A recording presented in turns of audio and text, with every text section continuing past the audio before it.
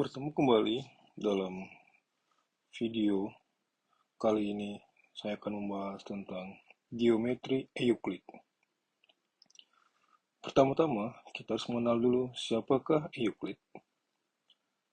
Sebelum museum dilupakan pada tahun 641 Masehi, tempat tersebut telah menghasilkan banyak ilmuwan. Salah satunya ialah Euclid, seorang matematikawan Yunani kuno, dianggap sebagai bapak geometri berkat karyanya yang monumental berjudul Elements atau Elemen dalam bahasa Indonesia.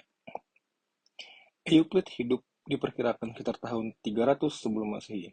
Tidak ada referensi yang menjelaskan perjalanan hidup Euclid, namun awal kota Alexandria di Mesir adalah titik penting kehidupan seorang Euclid.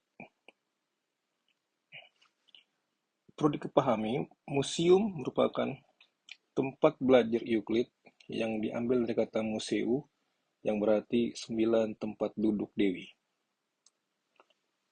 Konsep geometri Euclid. Berdasarkan beberapa sumber, dikatakan dalam bukunya yang berjudul Elemen, Euclid membahas hampir semua masalah geometri, termasuk definisi titik, definisi garis, bidang, segitiga, persegi panjang, lingkaran, dan teorema Pythagoras.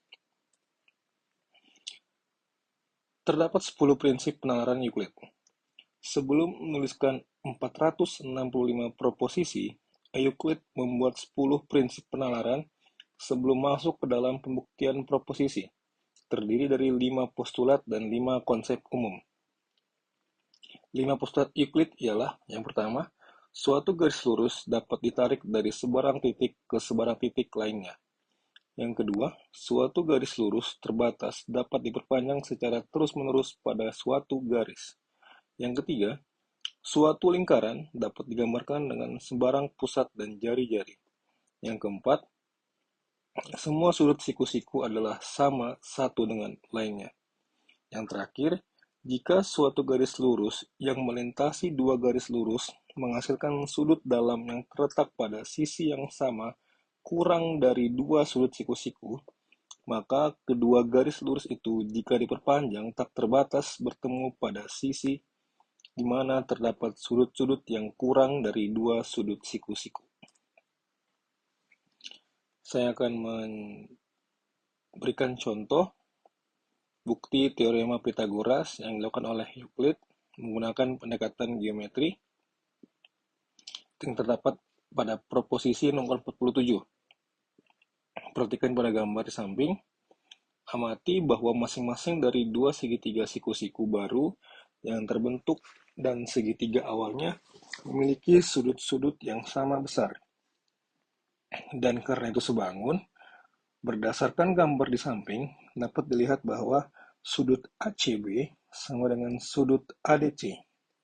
Karena keduanya adalah sudut siku-siku, jumlah dari sudut pada segitiga sama dengan dua sudut siku-siku, sehingga sudut B sama dengan sudut ACD.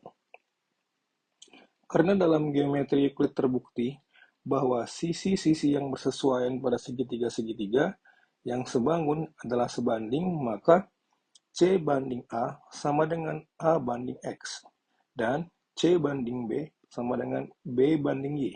Sehingga kita kalikan secara diagonal, A kuadrat sama dengan CX dan B kuadrat sama dengan CY. Dan dengan penjumlahan diperoleh A kuadrat ditambah B kuadrat itu sama dengan CX ditambah CY. Kita gunakan sifat distributif